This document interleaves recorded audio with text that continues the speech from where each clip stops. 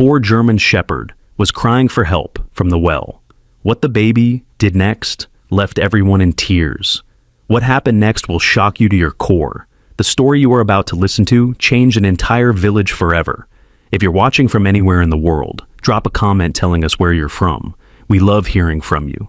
The rain hadn't stopped for 3 days. Dark clouds rolled across the sky like angry waves, and the wind carried something that made 5-year-old Arian shiver. It wasn't just the cold. It was a sound, a cry that seemed to come from the earth itself. Arian pressed his small hands against the window of their tiny house on the edge of the village. His mother Noor was in the kitchen, humming softly while she made tea. The smell of cardamom filled the air, but Arian couldn't focus on anything except that sound. It was faint, distant, but it tugged at something deep inside his chest. "Mama," he whispered, his breath fogging the glass. "Do you hear that?" Noor looked up from her cup, her dark eyes gentle but tired. She had been tired a lot lately, ever since Papa went away. "Hear what, Beta?" Arian tilted his head. The sound came again, a whimper, followed by another, then another. His heart started beating faster. "Something's crying." "It's just the wind," Noor said, but her voice had that careful tone she used when she was trying to protect him from something. "Come away from the window. The storm is getting worse." But Arian couldn't move. The cries were getting clearer now, and they weren't coming from just one source. There were 4 distinct voices, each one different, each one desperate. And underneath it all, something else, a tiny, sharp bark that made his stomach twist. His fingers found the small wooden car in his pocket. Papa had carved it for him before he left for work at the quarry that day 6 months ago. Before the accident. Before everything changed. Arian squeezed it tight and made a decision that would change everything. "I have to go outside, Mama." "No." Noor's voice was sharp now. "Arian, you know the rules. Never go near the old well. Never go to the mango grove alone, especially not in a storm like this." The old well. Arian's eyes widened. That's where the sounds were coming from. The abandoned stone well that sat at the edge of the mango grove, surrounded by warnings and whispered stories. The well that the adults said was cursed. The well that had swallowed 2 goats and a bicycle over the years. Another cry echoed through the air, weaker this time. Arian felt something break inside his chest. Whatever was down there was running out of time. "Mama, I'll just look. I promise I won't get close." "Arian, no." Noor set down her teacup with shaking hands. "You don't understand. That place? Bad things happen there. Promise me you won't go." He looked at his mother's face, saw the fear that lived there now, the way her hands trembled when she thought he wasn't looking. He nodded slowly. "I promise, Mama." But as he said it, another cry drifted through the storm, weaker than before. Arian closed his eyes and whispered something only he could hear. "I'm coming." An hour later, when Noor had fallen asleep on the couch with exhaustion, Arian slipped out the back door. The rain hit his face like tiny needles, and the wind tried to push him back toward safety. But he kept walking, his small feet splashing through puddles, guided by the sounds that grew clearer with each step. The mango grove appeared through the rain, like something from a dream. The trees bent and swayed, their leaves whispering secrets to the storm. And there, in the center of it all, stood the old stone well. It looked exactly like the monster from his nightmares, a circular mouth in the earth, waiting to swallow him whole. The cries were clear now, 4 distinct voices, each one filled with terror and exhaustion. Arian's heart hammered against his ribs as he crept closer, his father's wooden car clutched in his fist. "Hello?" he whispered into the storm. "Is someone there?" The sounds stopped, complete silence except for the rain and wind. Then, slowly, a soft whimper drifted up from the darkness below. Arian fell to his knees at the edge of the well, his small hands gripping the wet stone. The opening was wider than he expected, and so deep that the bottom disappeared into black water that reflected nothing. But about 10 feet down, on a crumbling stone ledge that jutted out from the wall, he saw them. 4 German shepherds huddled together in the most pitiful sight he had ever seen. Their fur was matted with mud and rain, their eyes wide with fear and exhaustion. The largest one, a beautiful male with markings like lightning across his face, lifted his head and looked directly at Arian. Their eyes met, and something passed between them. a understanding that transcended words. "Oh no," Arian breathed. "How did you get down there?" The dog, he decided to call him Flash because of his markings, made a soft sound that wasn't quite a bark. It was more like he was trying to talk. The other 3 dogs pressed closer to him. A smaller female with rust-colored patches around her ears whimpered softly. Another male, almost completely black except for white paws, panted heavily. The fourth, a female with scars across her muzzle, seemed to be protecting something. Arian squinted through the rain and gasped. Tucked beneath the scarred female was a tiny puppy, no bigger than his fist, its eyes still closed. "There are 5 of you," he whispered. His voice echoed strangely in the well, and all 4 adult dogs looked up at him with desperate hope. Flash tried to stand, but the ledge was narrow and crumbling. As he shifted his weight, a piece of stone broke away and splashed into the dark water below. The sound echoed like a gunshot, and Flash scrambled back, nearly pushing the others off the ledge. Arian's chest tightened. The ledge was breaking. Apartment. These dogs were going to fall into that black water, and then... "I won't leave you," he whispered, and meant it with every fiber of his being. "I promise." Flash seemed to understand. He made that soft talking sound again, and for a moment, Arian could swear he was trying to say, "Help." The rain was getting heavier now, and Arian could hear his mother's voice in the distance, calling his name. His stomach twisted with guilt, but he couldn't leave. Not now. Not when these beautiful creatures were depending on him. He looked around desperately. The well was too deep for him to reach, even if he lay on his stomach and stretched his arms down. The dogs were too big for him to lift, even if he could reach them, and the ledge was breaking apart with every movement. But then Flash did something that made Arian's breath catch. The big dog carefully lifted his front paw and showed Arian something that made the world tilt on its axis. Around Flash's neck, almost hidden by his thick fur, was a leather collar, but it wasn't just any collar. Burned into the leather, clear as day despite the mud and water, were 2 letters. S.K. Arian's hands began to shake. He knew those initials. Salam Khan. His father's name. "Papa?" he whispered, and Flash's ears perked up at the sound. The dog tilted his head, and for a moment, Arian could swear he saw recognition in those intelligent brown eyes. The other dogs seemed to sense something had changed. They pressed closer to Flash, and the scarred female gently nudged the puppy with her nose. The rust-colored female made a soft sound that sounded almost like singing. The black male with white paws stood as tall as he could on the crumbling ledge and looked directly at Arian. And then, as if they had planned it, all 4 dogs began to whimper at the same time. Not the desperate cries of earlier, but something else. Something that sounded almost like calling. Arian felt tears mixing with the rain on his face. These weren't just any dogs. They knew his father. They had been with him somehow, somewhere. And now they needed his help.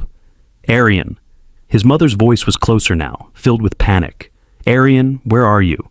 He looked back toward the house, then down at the dogs. Flash was watching him with those intelligent eyes, and Arian could see the question there. "Will you help us?" The ledge cracked again. More stone fell into the water, with a splash that echoed like thunder. The puppy made a tiny sound of distress, and the scarred female pulled it closer with her paw. Arian wiped his eyes and stood up. His small body was soaked and shivering, but his voice was steady when he spoke. "I'm going to save you," he said. "All of you, I promise." Flash's tail thumped once against the stone. It was weak, but it was hope. Arian ran. Not back to the house where his mother was calling, but deeper into the mango grove. He remembered seeing old tools and equipment near the caretaker's shed. Uncle Yasin, the old man who looked after the grove, kept ropes and pulleys and all sorts of things that might help. His feet slipped in the mud as he ran, his father's wooden car bouncing in his pocket. The rain was so heavy now that he could barely see, but he kept running. Behind him, he could still hear the soft cries from the well, growing fainter with distance but never leaving his heart. Uncle Yasin's shed was locked, but the window was broken. Arian squeezed through, cutting his arm on the glass, but not caring. Inside, it smelled like motor oil and old rope. He grabbed everything he could carry, a coil of thick rope, a rusty bucket, an old bicycle with a cart attached to it. The bicycle was too big for him to ride properly, but he could push it. He loaded everything into the cart and started back toward the well, his small body straining against the weight. The rain made everything slippery, and twice the cart tipped over, spilling his precious supplies into the mud. But he kept going, because Flash was waiting, because all of them were waiting, because his father's dogs needed him. When he reached the well again, he could see that the situation had gotten worse. The ledge was smaller now, and the dogs were pressed together in a space barely big enough for 3 of them. The black male with white paws was standing on the very edge, his claws scraping against crumbling stone. "Hold on," Arian called down. "I'm here. I'm going to help." He tied one end of the rope to the bicycle and lowered the bucket toward the ledge, but his small hands couldn't control the weight, and the bucket swung wildly, banging against the stone walls. Flash tried to catch it, but the movement made more of the ledge crack away. Arian pulled the bucket back up, his hands burning from the rope. This wasn't working. He was too small, too weak. The dogs were too heavy, the well too deep. But then he remembered something his father had taught him. "It's not about being strong, Beta," Papa had said while showing him how to tie knots. "It's about being smart."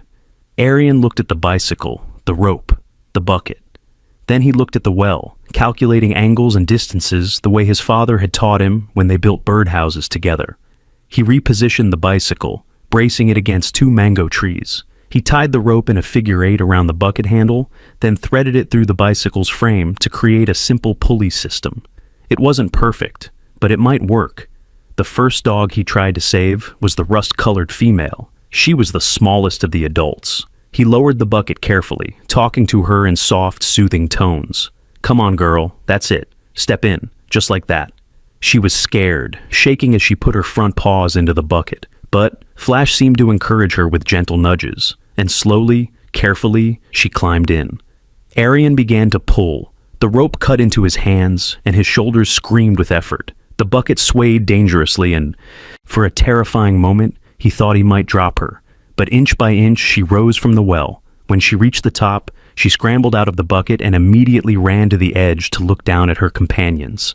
She whimpered softly, as if to say, "I'm safe. You can do it too."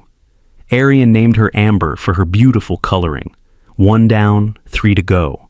Plus, the puppy. The black male with white paws came next. Arian decided to call him Midnight. He was heavier than Amber, and halfway up, the rope began to fray. Arian's hands were bleeding now, and his small body shook with exhaustion.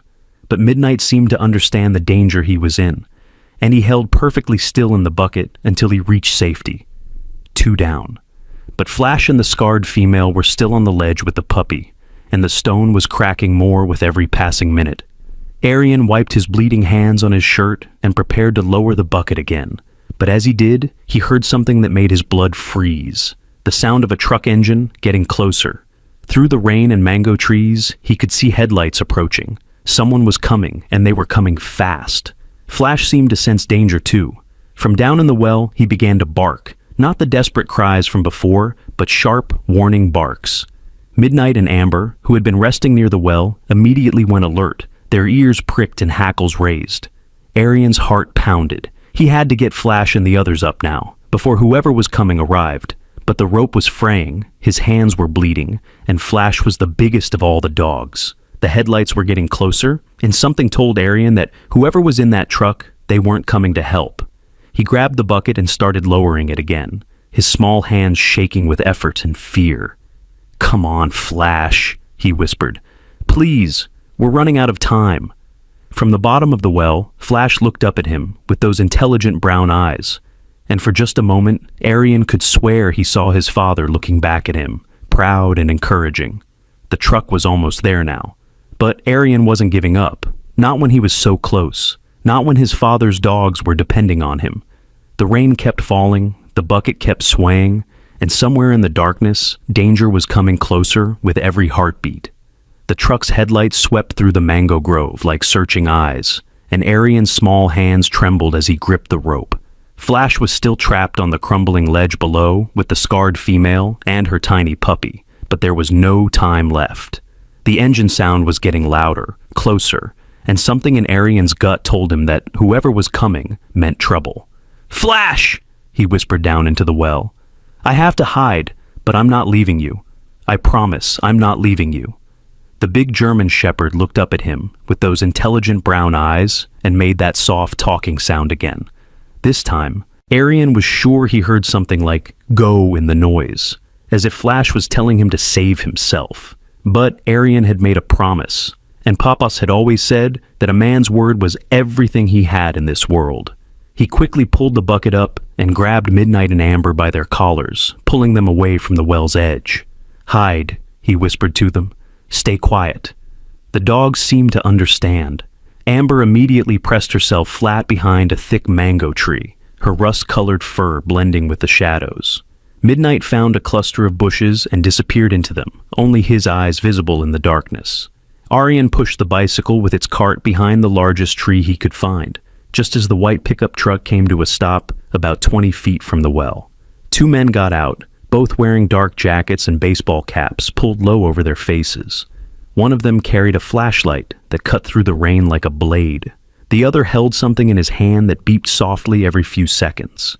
"Signal's definitely coming from here," the first man said. His voice was rough, like gravel in a cement mixer. "They've got to be close." "About time," the second man replied. He was taller, thinner, with a face that reminded Arian of a rat. "Do you know how much these animals are worth? Premium German shepherds trained for security work. We can't afford to lose them." Arian's blood went cold. These men weren't here to help. They were here to take the dogs. His father's dogs. The first man, Arian decided to call him Gravel Voice, walked closer to the well. "Tracks lead right to the edge here. They might have fallen in. If they're hurt, the boss won't be happy," Ratface said, checking the beeping device in his hand. "These aren't just any dogs. They're special. Trained to track, trained to attack, trained to..." He lowered his voice, and Arian had to strain to hear. "Trained to find things that people don't want found." Find things? Arian's grip tightened on his father's wooden car. What kind of things? Gravel Voice shone his flashlight down into the well, and Arian held his breath. From his hiding spot behind the tree, he could see the light playing across the stone walls, searching. Flash and the female with her puppy were pressed against the far side of the ledge, trying to stay out of the beam. "There!" Gravel Voice shouted. "I see them! 2 adults and what looks like a pup." "Just 2? Ratface moved to the edge of the well. The tracker shows 4 signals. "Maybe the other 2 are dead. Water's pretty deep down there." Arian wanted to scream. Amber and Midnight weren't dead. They were right here, hidden and scared, but alive. But he couldn't give them away. He pressed his hand over his mouth to keep from making a sound. "We need to get them out," Ratface said. Boss was very specific. All 4 adults need to be recovered alive. "And the pup? Doesn't matter. It's too young to be useful anyway." Rage boiled up in Arian's chest. That tiny puppy, helpless and innocent, and these men were talking about it like it was garbage. He bit his lip so hard he tasted blood, forcing himself to stay hidden. Gravel Voice was examining the area around the well. "Someone's been here recently. Look at these tire marks. And this rope." He picked up the end of Arian's rope that was still tied to the bicycle behind the tree. Arian's heart hammered so loud he was sure the men could hear it. The bicycle was right behind his hiding spot. If they followed the rope... "Probably just some local trying to fish them out for the reward," Ratface said dismissively. "We posted notices, remember? 5,000 rupees for information leading to recovery of lost pets." 5,000? Gravel Voice whistled. "For that kind of money, half the village would be out here looking." "That's the point. Make it look legitimate. Make it look like we're the victims here, not the..." He paused, glancing around nervously. "Not the other thing."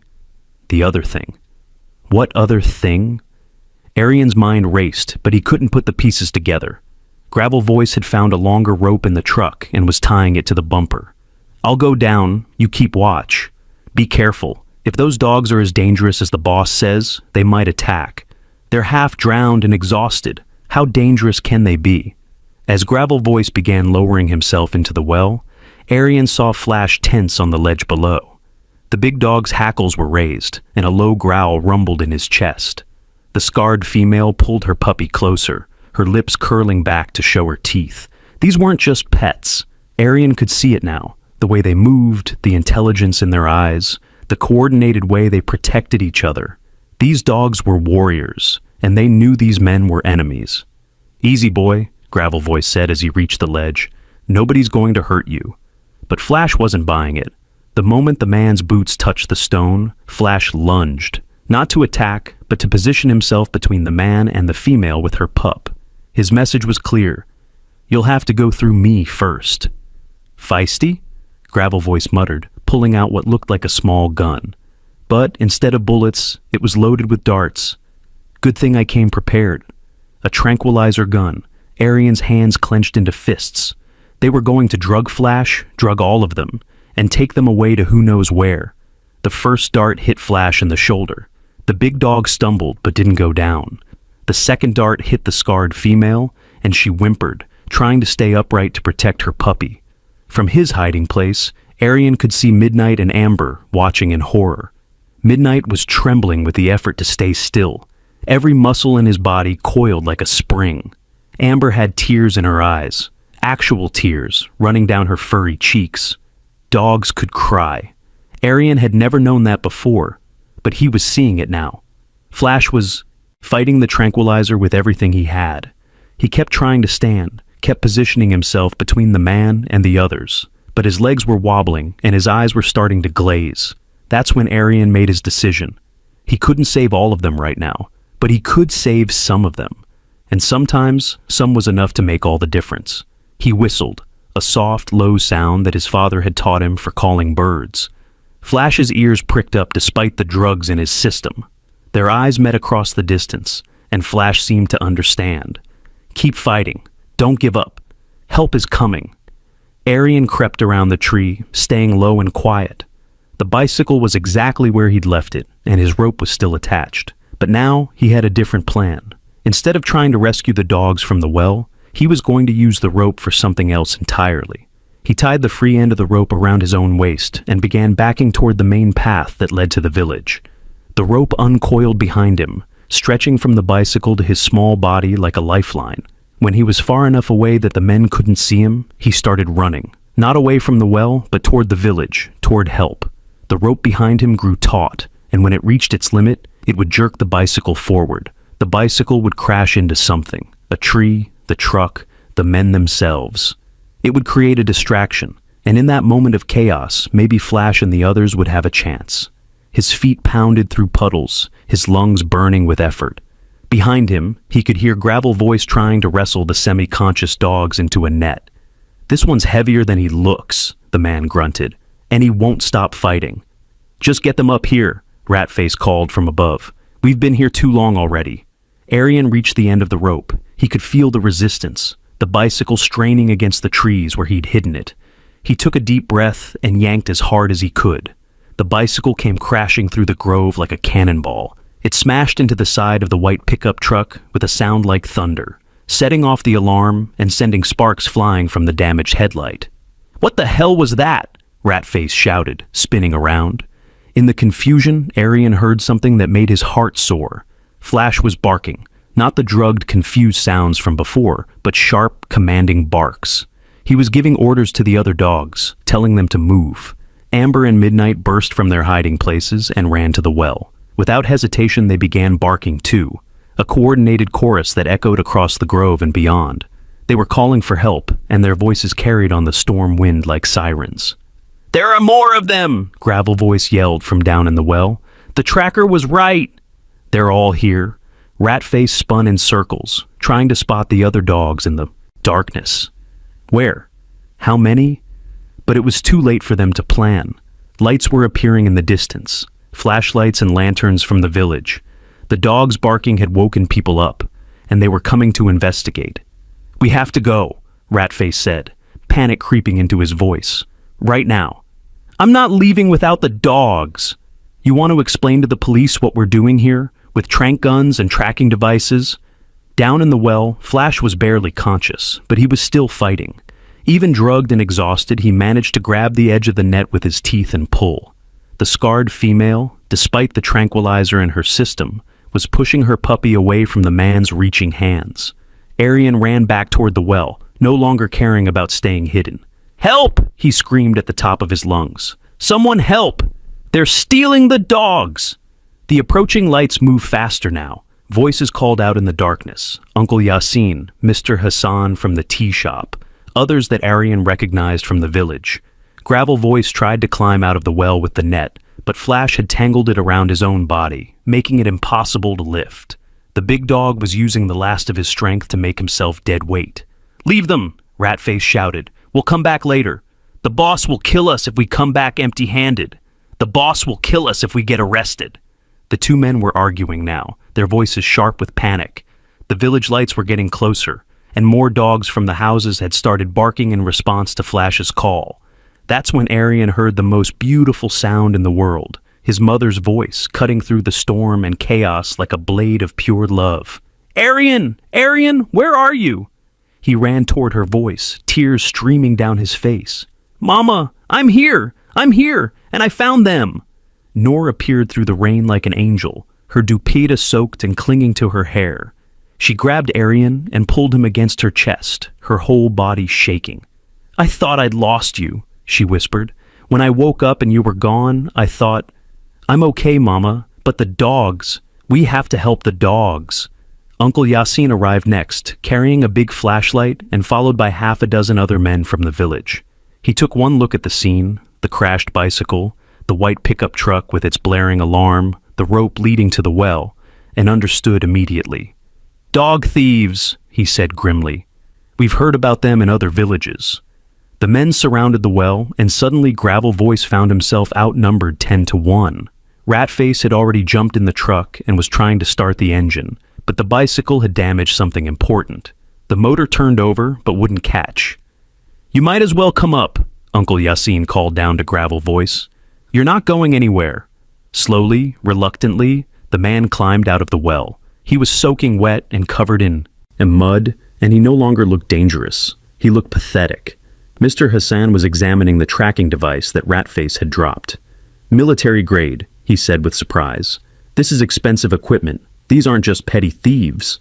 Flash was still down on the ledge, fighting to stay conscious. The scarred female had collapsed, but she was still breathing. The tiny puppy was crying, a sound so small and heartbroken that it made everyone who heard it want to weep. "We need to get them out of there," Uncle Yasin said. "But carefully, they've been drugged." "I can do it," Orion said quietly. Everyone turned to look at him, this small, soaked boy who had somehow found the courage to face down armed men in the dark. "I was getting them out before. I know how to do it safely." His mother started to protest, but Uncle Yasin held up a hand. "The boy knows the dogs. They trust him. Let him help." Using the proper equipment from Uncle Yasin's shed, and with a dozen adult hands helping to control the rope, they got Flash up first. The big dog was barely conscious, but when he saw Aryan, his tail moved just slightly. Even drugged, even exhausted, he recognized his rescuer. The scarred female came next, still clutching her puppy protectively. Aryan had decided to call her guardian, because that's what she was. A guardian protecting the most precious thing in her world. As they lifted Guardian to safety, something fell from her collar and clinked against the stone. Uncle Yasin picked it up and held it in the light of his flashlight. It was a small copper tag, green with age, with numbers etched into the surface. "These look like coordinates," Mr. Hassan said, squinting at the numbers. Aryan's mother went very still. She took the tag from Uncle Yasin's hand and stared at it for a long moment. When she looked up, her face was pale as moonlight. "I know these coordinates," she whispered. "These are the quarry coordinates, from the day—" She couldn't finish the sentence, but she didn't need to. Everyone knew what had happened at the quarry 6 months ago. The collapse that had killed 3 men, including Salam Khan, Aryan's father, the accident that had left his family broken and struggling to survive. But if these dogs had his father's coordinates, if they'd been with him somehow, then maybe it hadn't been an accident at all. Flash lifted his head despite the tranquilizer and looked directly at Noor. In his eyes, she saw something that made her heart stop beating for just a moment. Recognition and guilt and a desperate need to tell her something that he couldn't put into words. The 2 men, Gravel Voice and Ratface, were trying to slip away in the confusion, but the villagers had formed a circle around them. There was nowhere to go. "Call the police," Uncle Yasin said quietly. "I think there's more to this story than stolen dogs."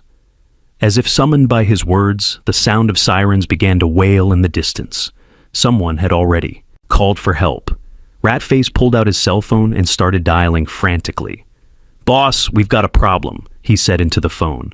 "The extraction failed. The dogs are—" "Boss? Boss, are you there?" But whoever was on the other end had hung up. The two men looked at each other with growing panic. They had failed their mission, and now they were alone and trapped. "Who do you work for?" Uncle Yasin demanded. "Nobody," Gravel Voice said quickly.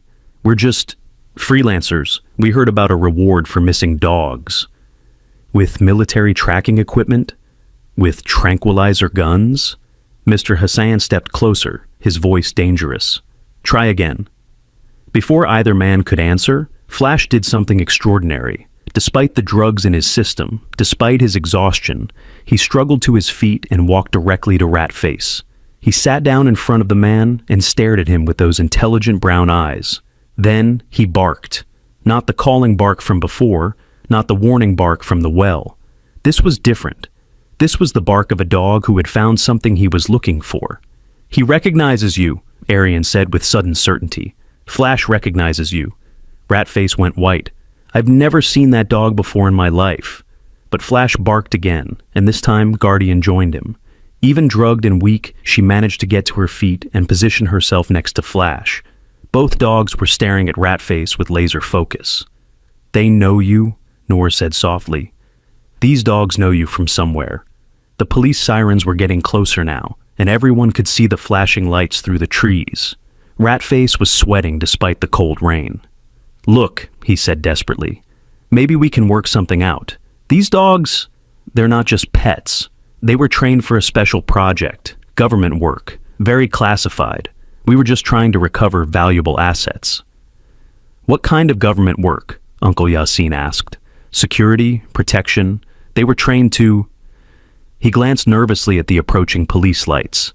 "To find things, hidden things, things that people bury." Arian felt a chill that had nothing to do with the rain. "What kind of things?"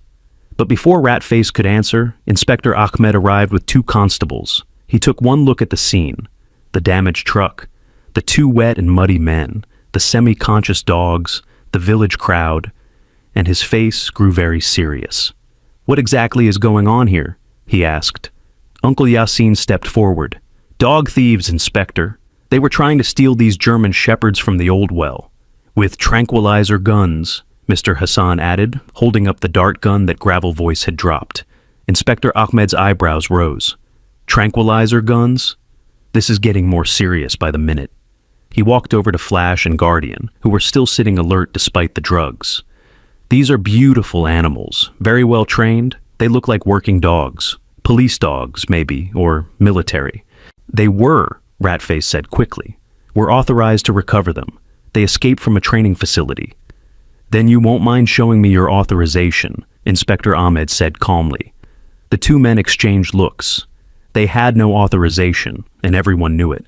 That's when Arian spoke up, his young voice cutting through the adult conversation like a clear bell. "Inspector Sahib, they're my papa's dogs." Everyone turned to stare at him. Inspector Ahmed knelt down to Arian's eye level. "Your papa's dogs? How do you know that?" Orion walked over to Flash and gently touched the leather collar around his neck. "Look at the initials. S.K. Salam Khan, my father's name." Inspector Ahmed examined the collar with his flashlight. The burned letters were clear and unmistakable. "And this?" Noor said softly, holding up the copper tag. "These are the coordinates from the quarry where my husband died." The inspector took the tag and studied it carefully. His face grew very thoughtful, very serious. "Mrs. Khan, I think we need to talk, all of us. There may be more to your husband's death than we originally thought." Flash struggled to stand again and walked over to Arian. Despite the tranquilizer making his movements clumsy, he managed to place his big paw on the boy's small hand. In that moment, Arian felt a connection that went deeper than words. This dog had been with his father. This dog knew secrets that could change everything. And somehow, someway, Flash was going to help him find the truth. The rain was still falling, but it felt different now. Not like a storm trying to wash them away, but like the world itself was being cleaned, renewed, prepared for whatever truth was about to be revealed. Guardian picked up her tiny puppy in her gentle mouth and carried it over to Arian's feet. She set it down carefully and looked up at him with eyes full of trust and hope. Midnight and Amber emerged from their hiding places and joined the group, forming a protective circle around Arian and his mother.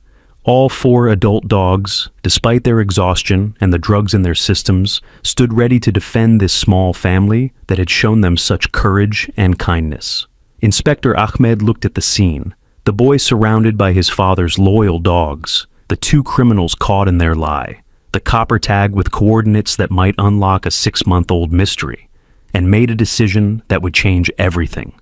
"I'm reopening the quarry case," he said quietly, "starting tonight. What secrets do you think these loyal dogs are hiding about Arian's father? Comment below with your theories." 2 hours later, the village had transformed into something resembling a medical camp. Dr. Sarah had arrived with her veterinary supplies, and the community center had been turned into a temporary animal hospital. Flash, Guardian, Midnight, and Amber lay on soft blankets, slowly recovering from the tranquilizer drugs as warm lights chased away the storms. Darkness. Arian sat cross-legged beside Flash, gently stroking the big dog's head, while his mother spoke with Inspector Ahmed in hushed tones near the window. The copper tag lay on the table between them, catching the light like a small piece of truth waiting to be revealed. "The coordinates are definitely from the quarry," Inspector Ahmed was saying, "but what I don't understand is how these dogs got hold of them.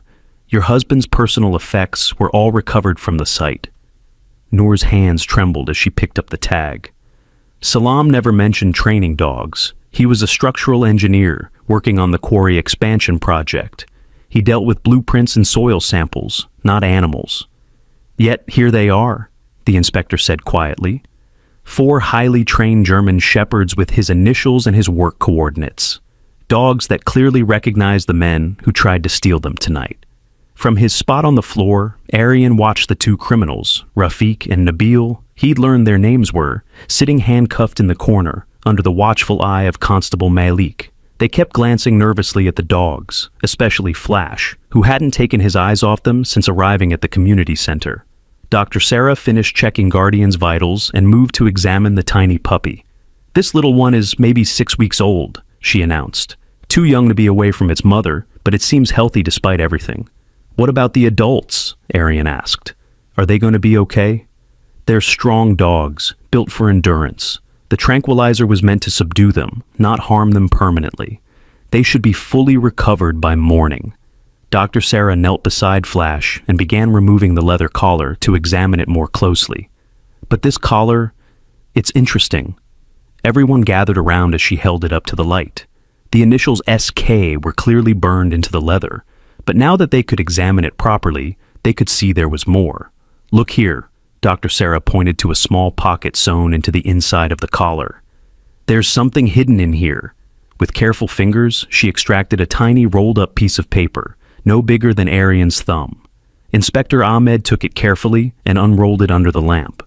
"It's a map," he said with surprise, hand-drawn, with specific markings. Arian squirmed closer to look. The map showed the quarry layout, but it was different from the official plans he'd seen posted around the village. This version had areas marked with X's and question marks, and small notes written in his father's familiar handwriting. "Inconsistent soil readings," Inspector Ahmed read aloud. "Support beams compromised. Check foundation. Possible excavation." He looked up sharply. "Mrs. Khan, did your husband ever mention concerns about the quarry construction?" "He was always worried about something," Noor said softly. "He would come home late, stressed, saying things didn't add up. But when I asked him about it, he'd just say it was work complications." Flash raised his head and made that soft talking sound he'd been making since Arian first found him. This time, Guardian responded with a gentle whimper, and soon all 4 dogs were making quiet sounds, as if they were having a conversation. "They're trying to tell us something," Arian said with certainty. "They know what happened to Papa." Inspector Ahmed studied the map more carefully. "These markings? If your husband suspected structural problems with the quarry, he might have been investigating on his own time. That could explain why he had these dogs with him." "But where did the dogs come from?" Constable Malik asked. You don't just find trained German shepherds lying around. That's when Rafik, the man with the gravel voice, spoke up from his corner. They belong to the security company, he said quietly. Advanced Security Solutions. They were trained for special purposes. Inspector Ahmed walked over to him. What kind of special purposes? Rafik glanced nervously at his partner Nabil, who shook his head sharply. But Rafik seemed to have reached his breaking point. They were trained to detect things, he said reluctantly. Buried things, hidden things. The company used them for corporate investigations, checking for industrial sabotage, finding hidden materials. Hidden materials like what? Evidence, documents, things that people bury when they don't want them found. A chill ran through the room. Arian felt Flash tense beneath his hand, as if the dog understood every word being spoken. So, if someone wanted to hide evidence of faulty construction, Inspector Ahmed began. These dogs could find it, Rafik finished. That's why we had to get them back. They know too much. Nabil finally exploded. Shut up, you fool! You're going to get us all killed! We're already dead men walking, Rafik shot back. The boss abandoned us the moment we failed tonight.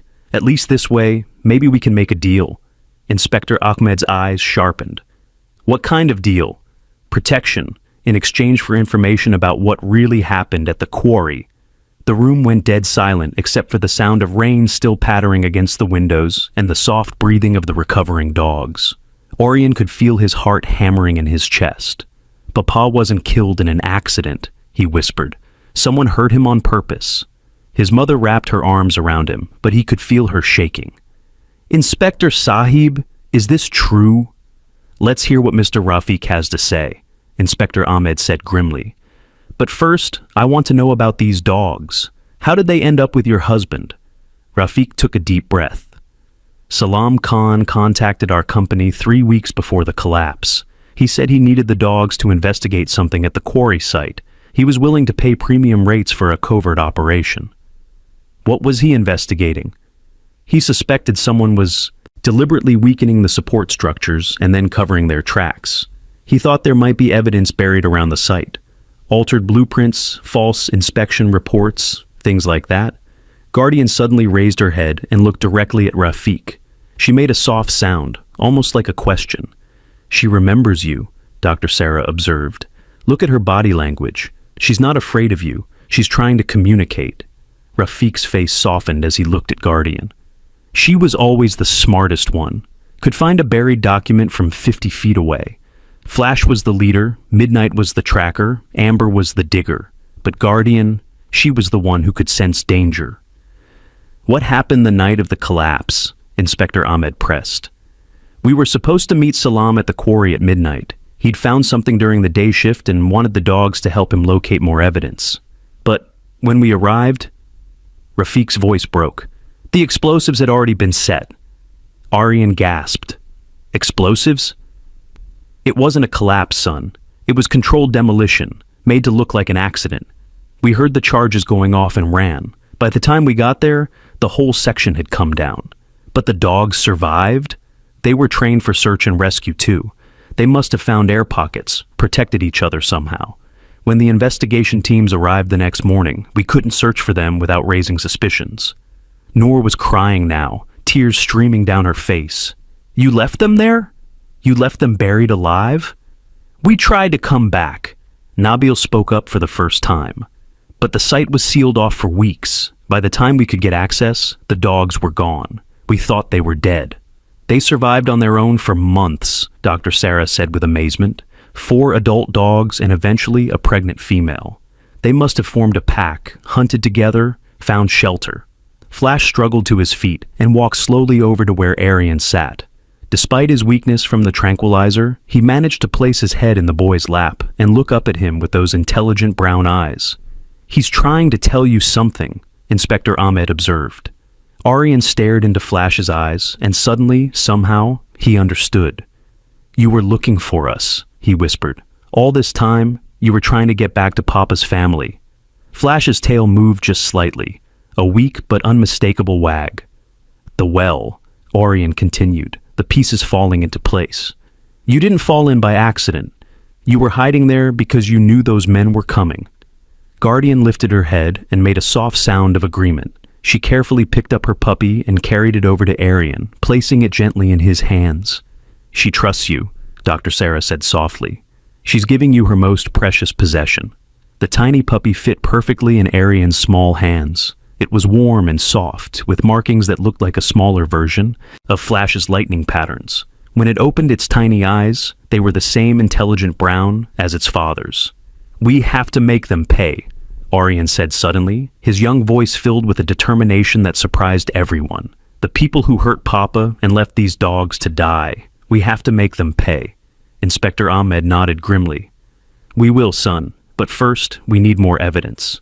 Mr. Rafiq, you mentioned a boss. Who was running this operation?"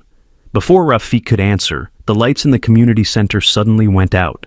Emergency lighting kicked in a moment later, casting everything in an eerie red glow. "That's not a power failure," Constable Malik said, reaching for his radio. "Someone cut the main line." Through the windows, they could see vehicle headlights approaching, multiple vehicles moving fast. Flash was instantly alert, despite the drug still in his system. He positioned himself between Arian and the door, his hackles raised. Guardian, Midnight, and Amber also struggled to their feet, forming a protective circle around the family they had chosen to defend. "They found us," Nabil whispered, his face white with terror. "The boss must have tracked us here." "How many men does your boss have?" Inspector Ahmed demanded, drawing his service weapon. "Enough," Rafiq said. "Military trained, heavily armed, they won't hesitate to eliminate witnesses."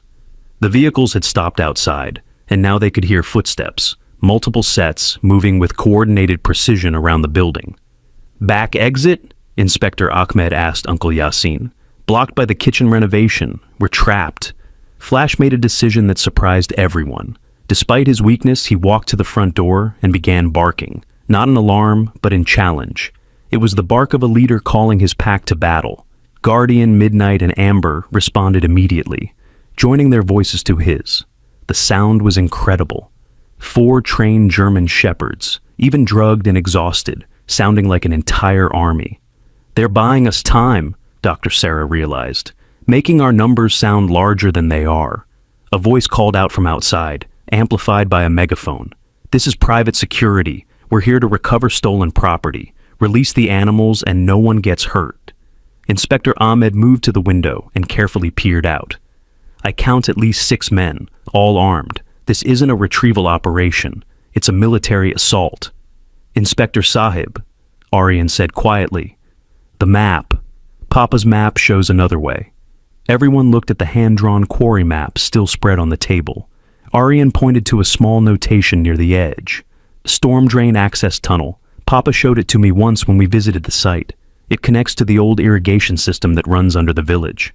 "That tunnel was sealed years ago," Uncle Yasin said. "No, sir." Arian shook his head.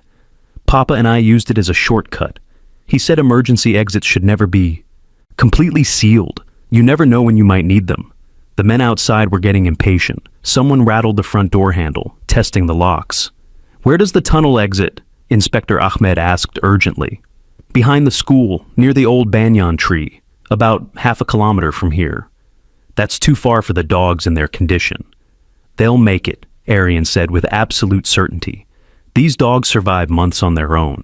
They'll do whatever it takes to protect their pack." Flash seemed to understand that they were making an escape plan. He nuzzled the tiny puppy in Arian's hands, then walked over to Guardian and made a series of soft sounds. Guardian responded, then moved to Midnight and Amber, communicating something in their silent dog language. "They're coordinating," Dr. Sarah observed with amazement. "They have their own battle plan."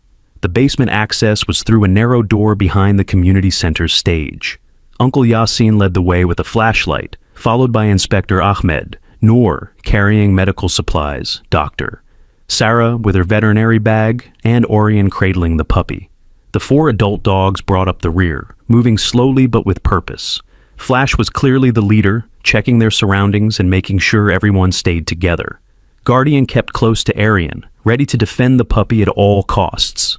Midnight and Amber flanked the group, their ears constantly moving as they listened for threats. The basement was damp and smelled of old concrete. In the far corner, partially hidden behind stacked chairs, was a metal grate set into the floor.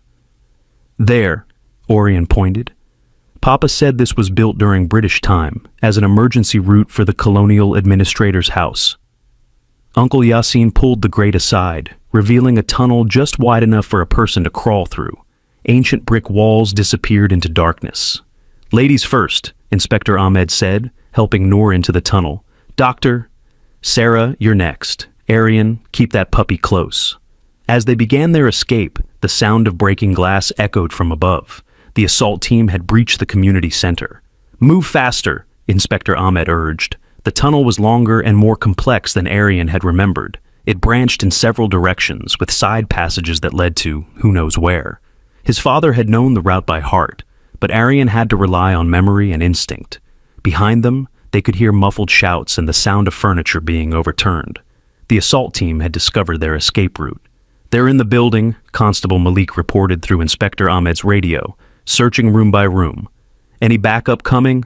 Nearest unit is 20 minutes out. You're on your own." Flash suddenly stopped and turned around, facing back toward the community center. He made a low growling sound that raised the hair on everyone's arms. "What is it?" Arian whispered. Guardian moved beside Flash and sniffed the air.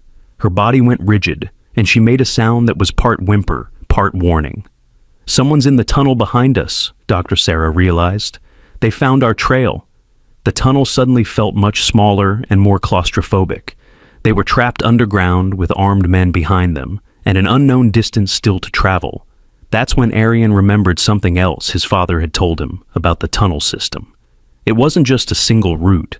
It was a network, and some of those side passages led to places that could give them an advantage. "This way," he whispered, turning into a passage that seemed to branch upward. "Papa showed me a place where we can hide." The side tunnel was even narrower than the main route, barely wide enough for the adult dogs to squeeze through. But it led upward, toward what Arian hoped was still there, an old maintenance chamber that connected to the village's original water system. Behind them, flashlight beams began to probe the main tunnel. Male voices echoed off the brick walls, getting closer. Flash made a tactical decision. He stopped following the group and instead positioned himself at the junction between the main tunnel and their escape route. He was going to hold the passage, buying them time to get away. "No," Orion whispered fiercely. "Flash, come with us. We don't leave anyone behind." But Flash had already made up his mind. This was his pack now, his family to protect. He lowered himself into attack position, ready to face whatever came down that tunnel. Guardian whimpered softly, torn between following her pack leader and protecting her puppy. Midnight and Amber looked back and forth between Flash and the escape route, uncertain what to do. That's when Arian made a decision that surprised everyone, including himself. He handed the puppy to his mother and crawled back to Flash. "We all go together," he said firmly, "or we all stay together. No one gets left behind." He wrapped his small arms around Flash's neck, and the big dog looked at him with those intelligent eyes. In that moment, Flash seemed to understand that this small boy was now the pack leader, and pack leaders make the hard decisions. Flash rose from his attack position and followed Arian toward the escape tunnel, but he moved reluctantly, every instinct telling him to stay and fight. They had just reached the others when the first armed man appeared in the main tunnel behind them, his flashlight beam cutting through the darkness like a sword. But what the man saw there stopped him in his tracks. 4 German shepherds and a 5-year-old boy, all staring back at him with absolute defiance. Even drugged, even exhausted, even outnumbered and outgunned, they were not running in fear. They were ready to fight for their family. The man raised his weapon, but before he could fire, the tunnel filled with the most terrifying sound imaginable. The coordinated battle cry of 4 trained war dogs who had found something worth dying for. What do you think happens when a 5-year-old boy and 4 loyal dogs make their final stand? Tell us who you're rooting for.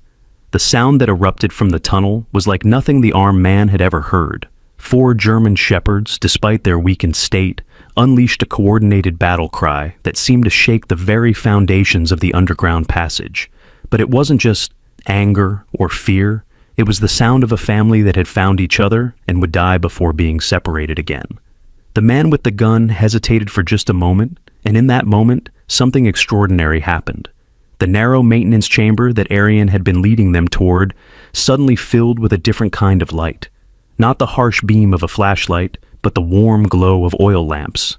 "This way, quickly!" a voice called from above. A rope ladder dropped down from an opening in the ceiling, and there stood Mr. Hassan from the tea shop, along with 3 other village men. They had somehow found another entrance to the tunnel system and had been tracking the group's movements from above. "The whole village is looking for you," Mr. Hassan called down. "When we heard the dogs barking and saw the armed men, we knew something was wrong." Inspector Ahmed didn't waste time with questions. "Get the family up first," he ordered. Noor climbed the ladder with the puppy tucked safely inside her dupatta. Dr. Sarah followed with her medical bag, but when it came time for Arian to climb, he refused. "Not without Flash," he said firmly. "Not without any of them." The armed man in the tunnel was calling for backup now, his voice echoing through the passages. More flashlight beams appeared behind him. At least 3 more men, all armed, all moving closer. "Son, the dogs can't climb a rope ladder," Inspector Ahmed said urgently. "Then we find another way," Arian replied. "Flash saved me from the well. Guardian protected her baby. Midnight and Amber never gave up. I'm not giving up on them." Flash seemed to understand the conversation. He walked to the base of the ladder and looked up, calculating. Then he did something that stunned everyone. He began to bark in a specific pattern. 3 short barks, 2 long ones, repeated twice. Guardian immediately responded with the same pattern. Then Midnight. Then Amber. "They're calling for help," Dr. Sarah realized from above. "That's a distress signal. They're asking their pack for assistance." "But there are only 4 of them," Uncle Yasin said. That's when they heard it. Answering barks from somewhere else in the tunnel system. Not just 1 or 2 voices, but a whole chorus.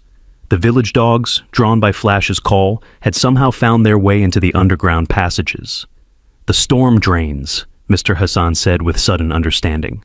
"The heavy rain opened up old passages that have been blocked for years. The dogs are using the entire network." The armed men in the tunnel were close, enough now that everyone could hear their whispered communications. "Target acquired, multiple civilians. Orders are to eliminate all witnesses." Inspector Ahmed drew his service weapon, but they all knew he was outgunned and outnumbered. The situation was desperate. That's when Flash made another decision that changed everything. Instead of preparing to fight, he walked over to Guardian and made a series of soft sounds.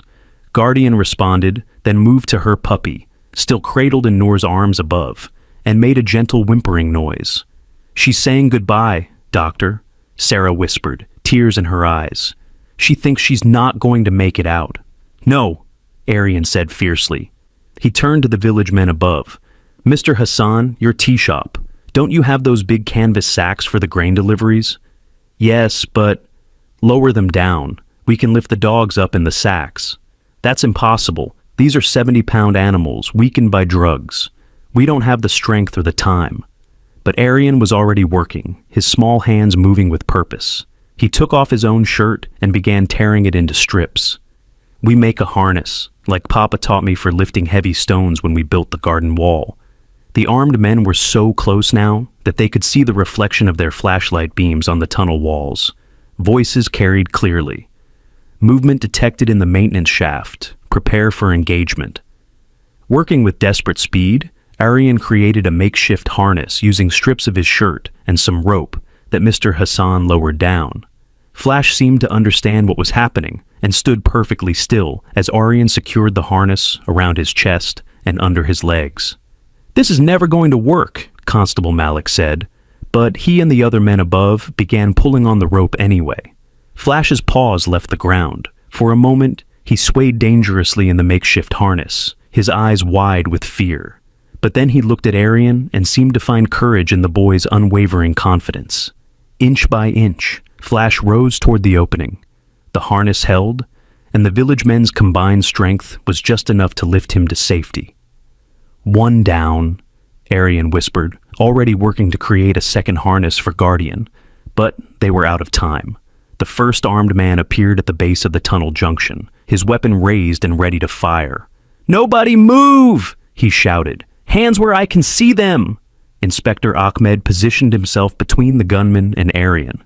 "You're outnumbered," he called back. "The entire village police force is surrounding this area." "We have thermal imaging, Inspector. We know exactly how many people are in this tunnel system. There's no backup coming." The man was right, and everyone knew it. They were trapped, with 2 dogs still to rescue and nowhere left to run. That's when the village dogs arrived. The sound started as a distant rumble, like thunder rolling through the underground passages.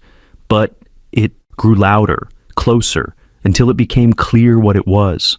The pounding of dozens of paws against brick and stone. Every stray dog in the village. Every pet that had been sleeping peacefully until Flash's distress call woke them. Every working dog from the surrounding farms. They had all answered the call, and they were all coming through the tunnel system from different directions.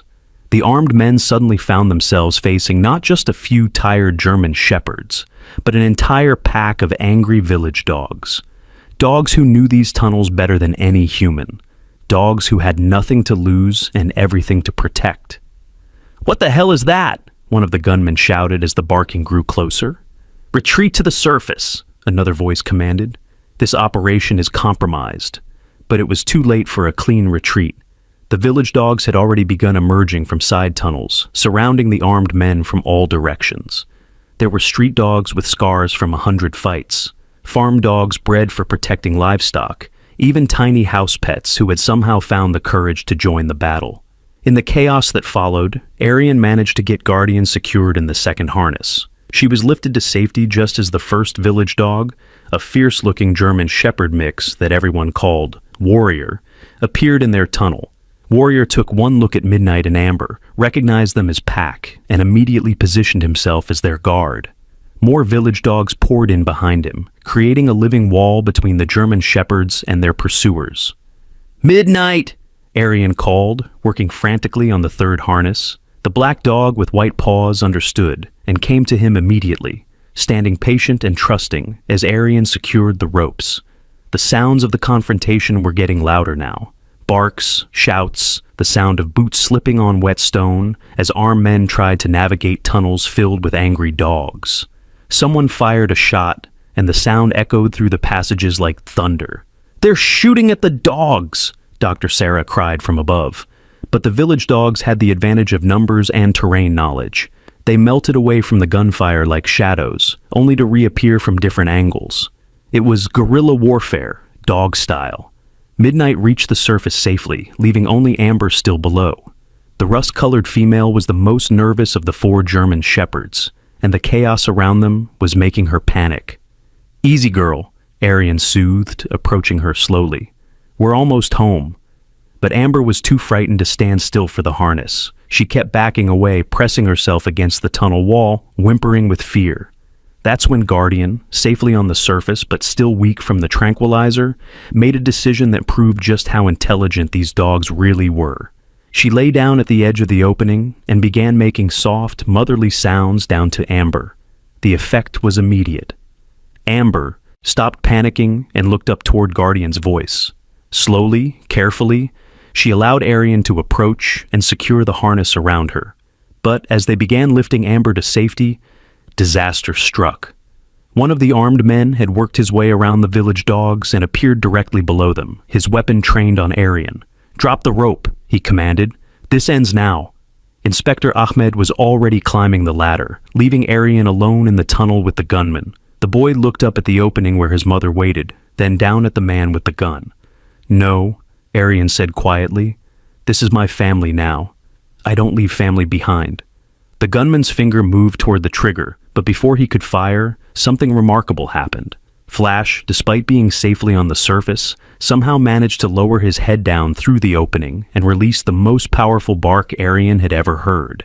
It wasn't just loud, it was a command, and every dog in the tunnel system responded to it. What happened next could only be described as a canine tsunami. Village dogs poured into the junction from every possible direction. A living flood of fur and fury and absolute loyalty. The gunman disappeared beneath a wave of protective animals, his weapon clattering harmlessly against the stone walls. Arian was pulled to safety just as the village dogs began their retreat, melting back into the tunnel system as quickly as they had appeared. Within minutes, the underground passages were silent again, empty except for the echo of dripping water and the distant sound of sirens. Above ground, the scene was one of controlled chaos. The 4 German shepherds lay on blankets provided by villagers, still weak but alive and safe. Guardian had her puppy nestled against her side, and all 4 adults had positioned themselves in a protective circle around Aryan and his mother. Inspector Ahmed was coordinating with backup units that had finally arrived, while Dr. Sarah continued monitoring the dog's recovery. The 2 original criminals, Rafik and Nabil, sat handcuffed under guard, looking relieved to be in police custody rather than facing the wrath of the village dogs. But the armed assault team had vanished. Whatever organization they worked for had the resources to extract their people quickly and efficiently, leaving no trace behind except for some dropped equipment and a lot of unanswered questions. "They'll be back," Rafik warned Inspector Ahmed. "The boss doesn't give up easily. Too much money involved, too many secrets to protect." "Then we'd better work fast," the inspector replied grimly. "Tell me everything you know about this security company and the quarry operation." As Rafik began talking, revealing details about corruption that went far beyond a simple construction accident, Aryan sat with Flash's great head in his lap. The boy's hands were scratched and dirty, his shirt was torn to shreds, and he was exhausted beyond measure. But his eyes were bright with determination. "We're going to find the truth about Papa," he whispered to Flash. "All of us together." Flash's tail moved weakly against the ground. A promise, a commitment, a bond forged in darkness and sealed with courage. The storm had finally passed, and the first rays of dawn were beginning to creep over the horizon. But everyone knew this was just the beginning.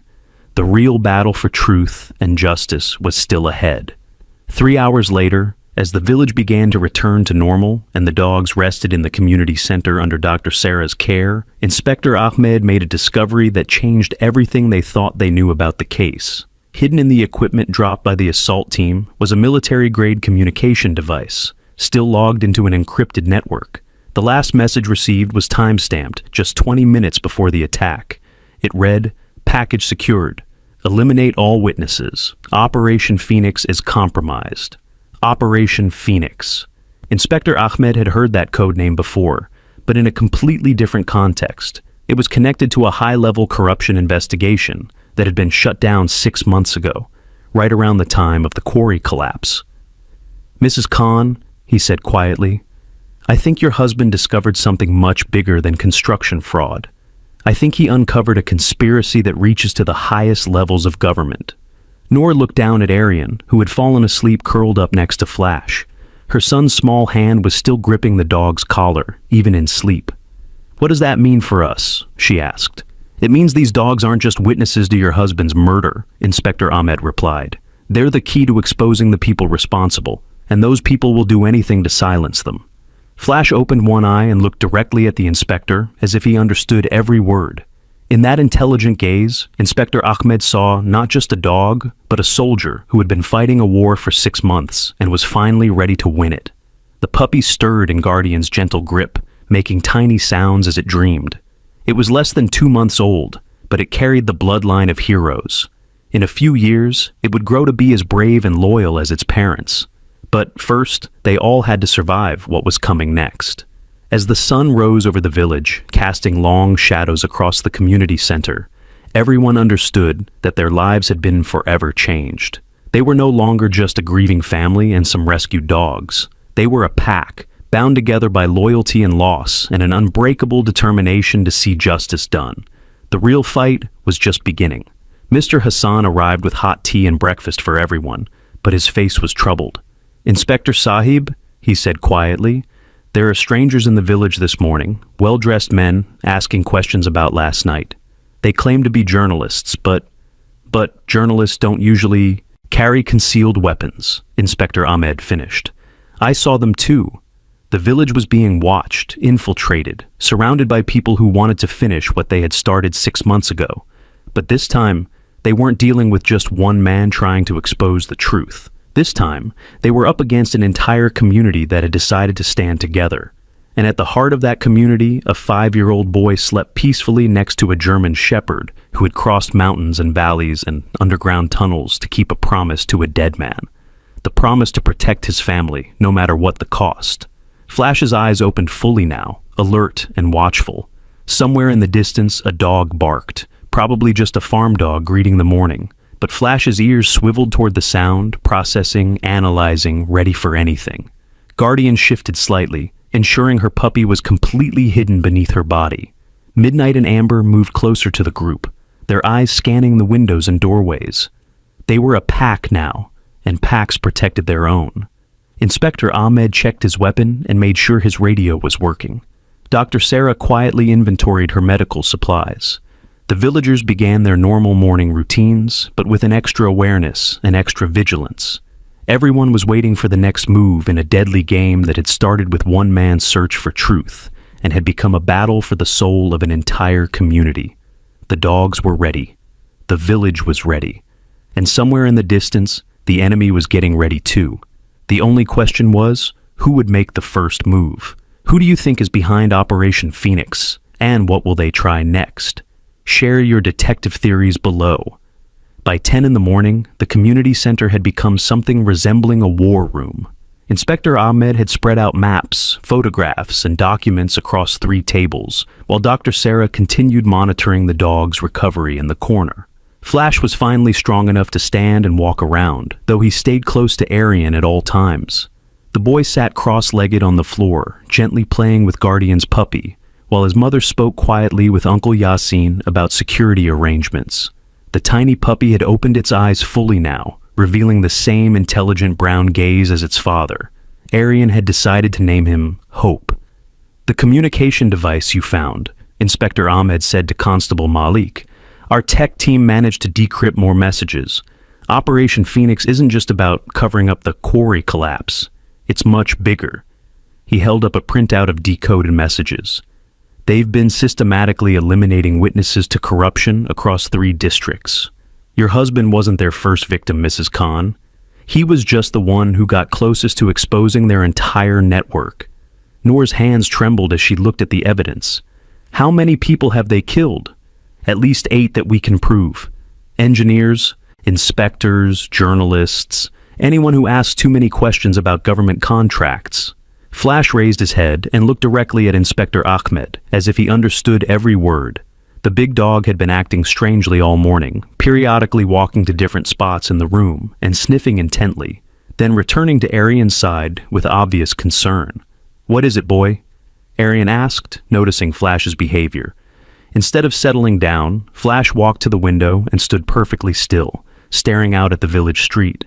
His hackles weren't raised, but there was a tension in his posture that made everyone else look in the same direction. Outside, the morning seemed perfectly normal. Mr. Qureshi was opening his grocery shop. Children were walking to school. Women were hanging laundry on rooftops.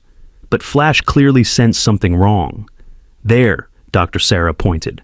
"That man by the tea stall. He's been standing in the same spot for 20 minutes, but he hasn't ordered anything." Inspector Ahmed looked through binoculars. The man was middle-aged, well-dressed, trying too hard to look casual. "And there's another one near the mosque. They're watching us." Guardian struggled to her feet and joined Flash at the window, leaving Hope in Arian's protective care. She made a soft sound that was almost like a question, and Flash responded with a gentle rumble. "They're communicating," Dr. Sarah observed. "Look at their body language. They're sharing information." Midnight and Amber, still recovering but alert, positioned themselves near the other windows. Within moments, all 4 dogs had created a surveillance network, each one monitoring a different approach to the building. "Smart," Inspector Ahmed murmured. "They're using pack tactics to watch for threats." That's when Uncle Yasin noticed something that made his blood run cold. "Inspector Sahib, that man near the tea stall, he's wearing a hearing aid." "So?" "My nephew works for the telecommunications company. Those aren't hearing aids. They're surveillance earpieces, the kind used by security teams." The pieces clicked into place with terrifying clarity. The journalists and casual visitors scattered throughout the village weren't random. They were a coordinated surveillance team, watching, listening, waiting for the right moment to strike. "We need to get everyone out of here," Inspector Ahmed said urgently. "Now!" But before anyone could move, Flash did something that stopped them all in their tracks. He walked calmly to the center of the room, sat down, and began to howl. It wasn't a sound of fear or pain. It was deep, mournful, and seemed to carry across the entire village. Within seconds, Guardian joined her voice to his. Then Midnight, then Amber. Even tiny Hope, barely able to make any sound at all, added his small voice to the chorus. They're calling the pack again, Dr. Sarah realized. But why? The answer came immediately. From every direction, village, dogs began responding, not just barking this time, but howling, a sound that spoke of ancient bonds and loyalty that transcended species. They're not calling for help, Arian said, with sudden understanding. They're giving a warning. They're telling everyone in the village that danger is here. The effect was immediate and remarkable. Shop owners began closing their doors. Children were called inside. Women quickly gathered their laundry and disappeared from rooftops. Within minutes, the village street had emptied, leaving only the surveillance team standing awkwardly exposed. Brilliant, Inspector Ahmed breathed. The dogs just neutralized their cover. But the surveillance team was adapting quickly. The man by the tea stall spoke into his earpiece, and within moments, all the scattered civilians began moving toward the community center with purpose. They're coming, Constable Malik reported. All of them, from every direction. Flash stopped howling and looked directly at Arian. In that moment, the boy understood something that changed everything. These weren't just his father's dogs anymore. They were his dogs now, his pack, his family. And he was their leader. "We don't run," Arian said quietly, his young voice filled with a determination that surprised everyone. "Papa didn't run when he found the truth. We don't run either." "Son, these are trained killers," Inspector Ahmed protested. "This isn't a game." "I know," Arian replied, gently stroking Hope's tiny head. "But they're not just trying to kill us. They're trying to kill the truth, and the truth is the only thing Papa left me." Flash seemed to approve of this decision. He walked to Arian and sat beside him, a massive guardian protecting his small leader. Guardian, despite her exhaustion, took position on Arian's other side. Midnight and Amber flanked the group, creating a living fortress around the boy and his family. "If we're making a stand," Dr. Sarah said grimly, "we need advantages they don't expect." "The dogs are our advantage," Arian said. "They know things. Papa trained them to find hidden evidence, right? Maybe they can find something here that proves what really happened." Inspector Ahmed looked around the community center with new eyes. "This building has been here for 50 years. If your father was investigating corruption that goes back decades, he might have hidden evidence here," Noor finished, understanding dawning on her face. "Somewhere safe, somewhere only the dogs could find." Flash's ears perked up at the word find. He looked at Arian expectantly, waiting for a command. "Find Papa's evidence," Arian said, not sure if it would work, but trusting in the bond between his father and these remarkable animals. Flash immediately began moving around the room, nose to the ground, searching. Guardian joined him, then Midnight and Amber. They worked with systematic precision, covering every inch of the floor, walls, and furniture. Outside, the surveillance team was getting closer. Through the windows, everyone could see at least 6 men approaching from different directions, no longer bothering to hide their weapons.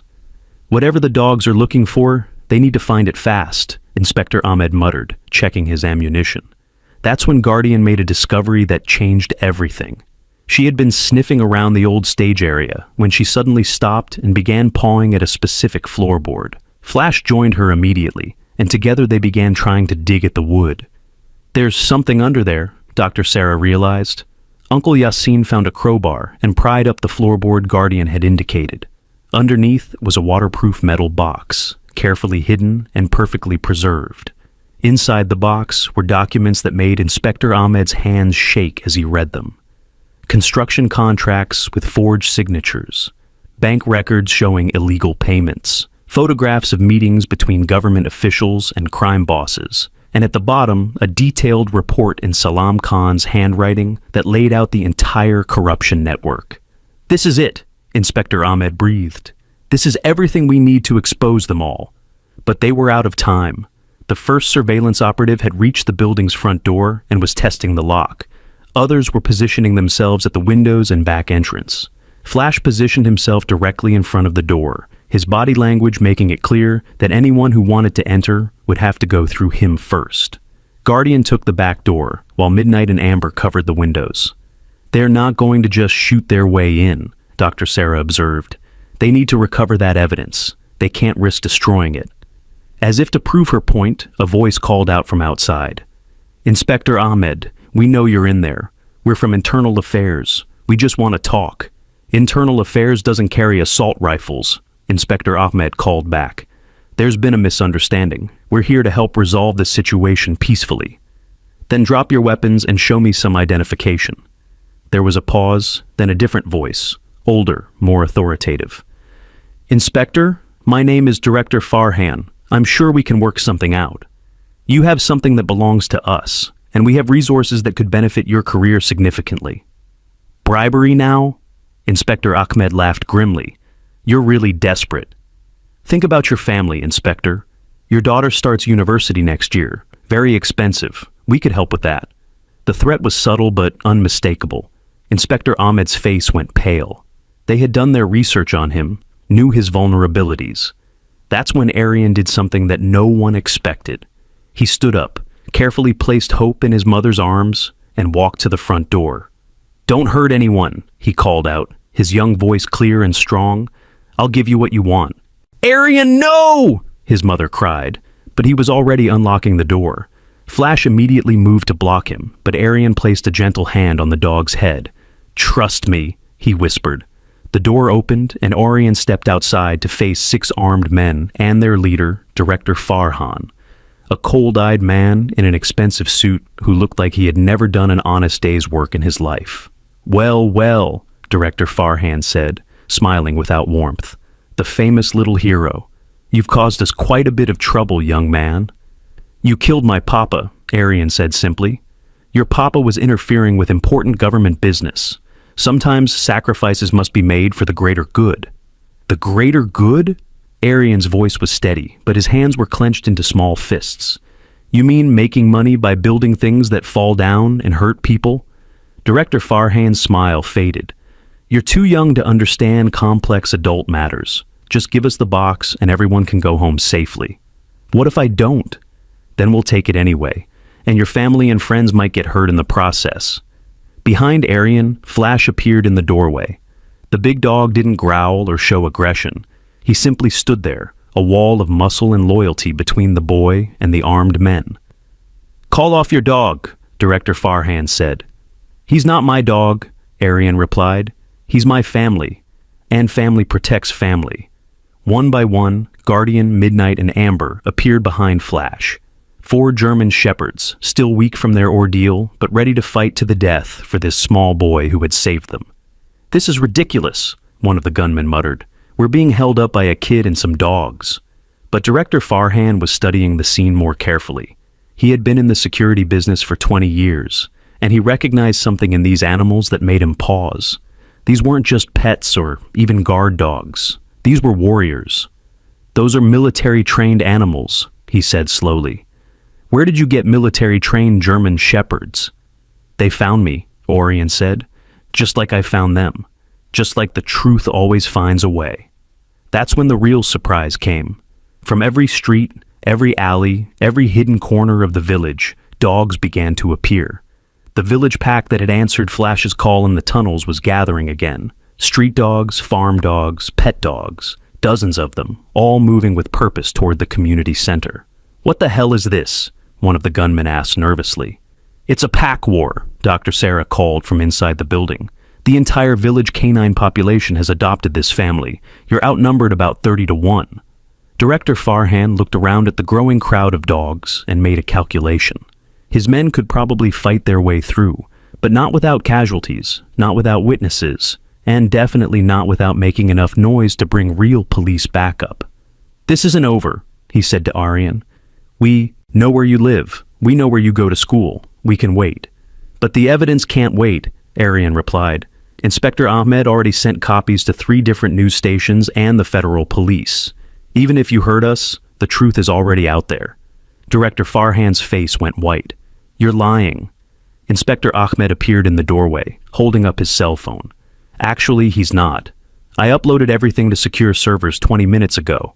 Operation Phoenix is blown, Director. It's over." For a moment, Director Farhan looked like he might order his men to attack anyway. But the ring of dogs around them was getting tighter, and more villagers were appearing on rooftops and in windows, all of them watching, all of them witnesses. "Fall back," he ordered his men. "We'll handle this through other channels." As the surveillance team retreated to their vehicles, Flash walked up to Arian and sat beside him. The boy placed his hand on the dog's head, and for a moment they simply stood together, a 5-year-old child and a German shepherd who had crossed impossible distances to keep a promise to a dead man. "It's not really over, is it?" Arian asked Inspector Ahmed as the cars drove away. "No, son. They'll try legal challenges, political pressure, maybe even more direct action. But the truth is out now, and once the truth is free, it's very hard to cage it again." Guardian appeared at Arian's other side, having retrieved Hope from Noor's arms. The tiny puppy looked up at Arian with eyes that seemed far too wise for such a young creature. "We're all together now," Arian said softly. "Papa would be proud." Flash made that soft talking sound he had been making since the first day at the well. But this time, Arian was sure he understood what the dog was saying. "You're right," Arian replied. "We are home." As the village slowly returned to normal around them, the pack that had formed in darkness and been tested by fire finally had a moment to simply be a family. 4 dogs, 1 puppy, a brave little boy, his grieving mother, and an entire community that had learned the power of standing together. The fight for justice was far from over. But, for the first time in 6 months, hope was stronger than fear, and sometimes that's enough to change the world. Inspector Ahmed was organizing the evidence when his radio crackled to life. "Inspector, this is headquarters. We've received calls from federal investigators, 3 news organizations, and someone claiming to be from the Prime Minister's office. They all want to talk about Operation Phoenix." He looked at Arian, who was teaching Hope to play with a small rubber ball, while the adult dogs watched protectively. "I think your father's story is about to become front-page news, son." "Good," Arian replied simply. "People should know the truth." Flash barked once in agreement, and the other dogs joined in. Not a war cry this time, but something that sounded almost like, celebration. The truth was free, and once free, it could never be caged again. But Director Farhan's parting words echoed in everyone's minds. This isn't over, and everyone knew that the most dangerous part of any fight was when cornered enemies had nothing left to lose. If you had to choose one dog from this story to be your loyal companion, which one would it be, and why? Tell us in the comments. 3 weeks later, the story that had begun with a small boy hearing cries from an old well had become national news.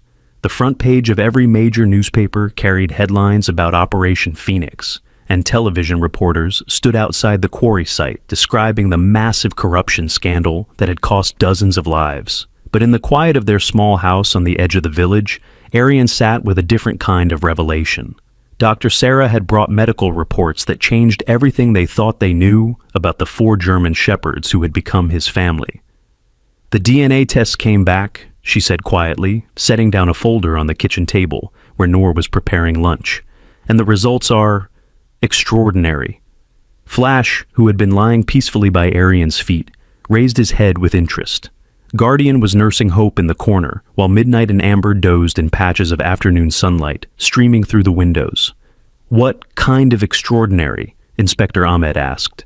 He had become a regular visitor to their home, partly for official business, and partly because he had grown genuinely fond of the remarkable family that had exposed the biggest corruption scandal in decades. Dr. Sarah opened the folder carefully.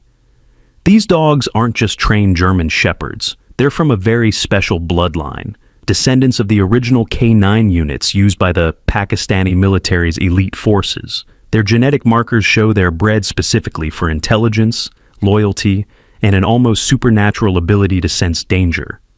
"That explains a lot," Noor murmured, watching as Guardian gently nudged Hope toward his food bowl with the patience of a saint.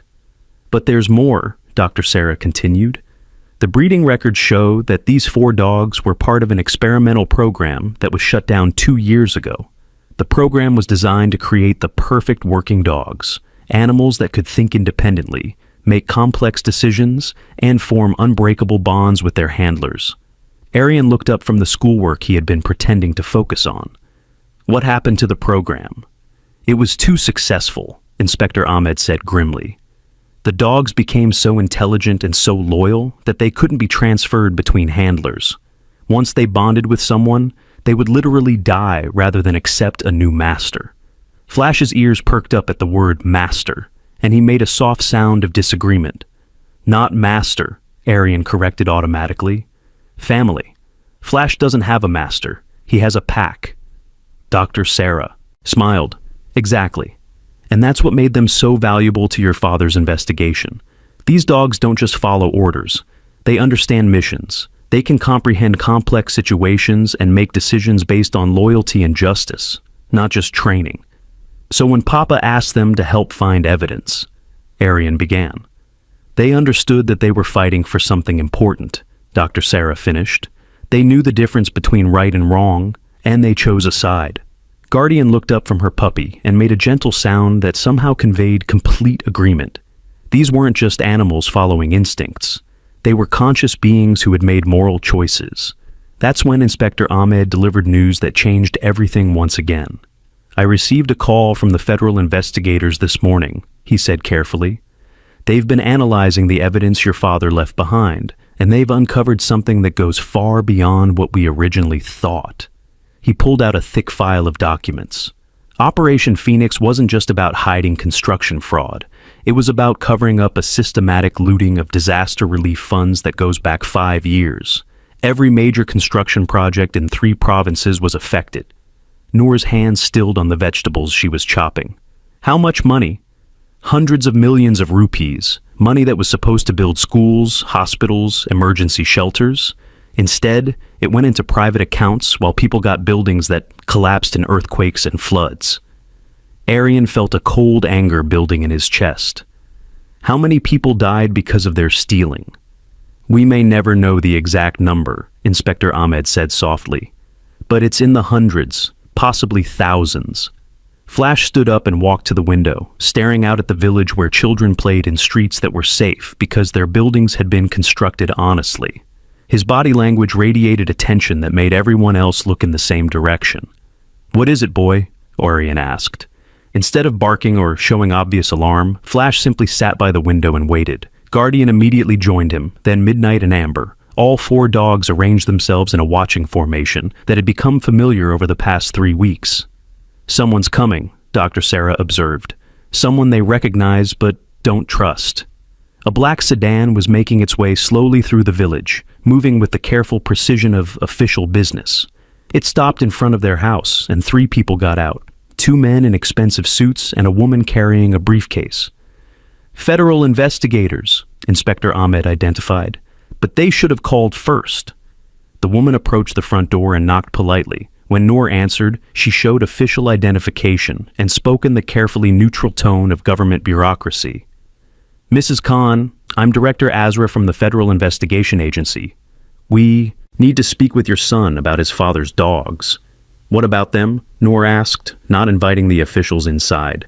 "There's been a development in the case. We need to examine the animals for evidence, and then we'll be transferring them to a secure facility for their protection." Flash's hackles rose slightly.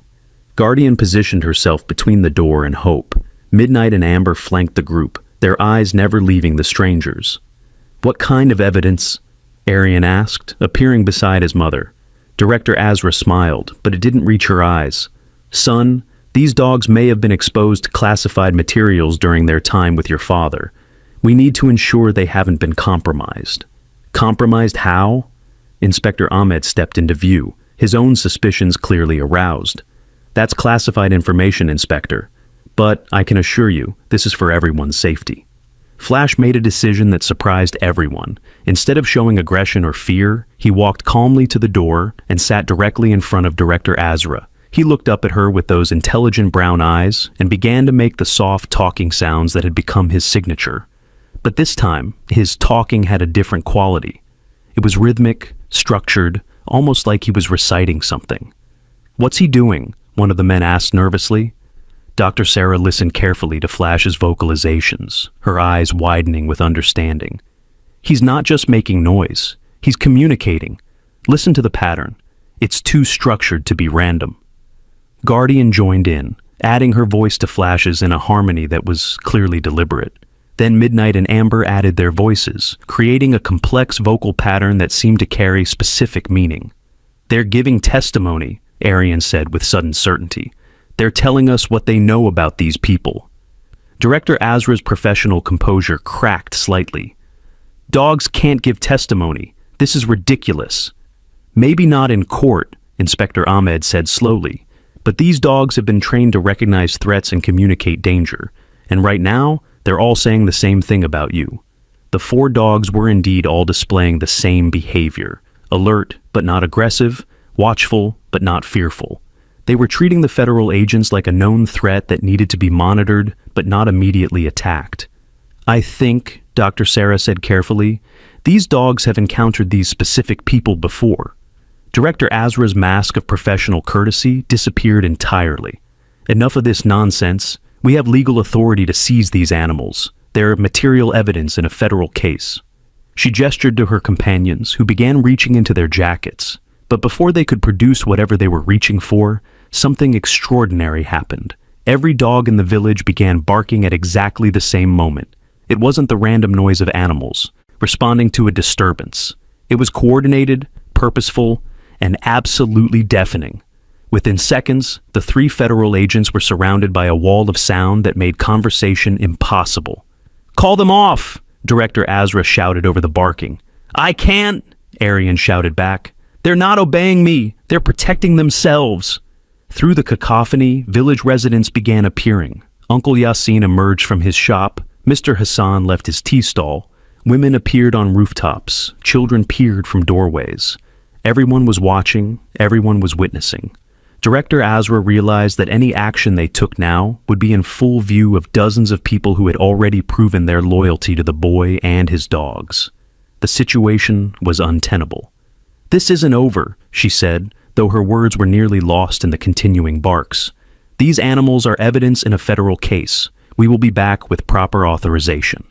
As the 3 agents retreated to their sedan, the barking gradually subsided, but the village dogs didn't disperse. They remained in position, creating a living perimeter around Arian's house.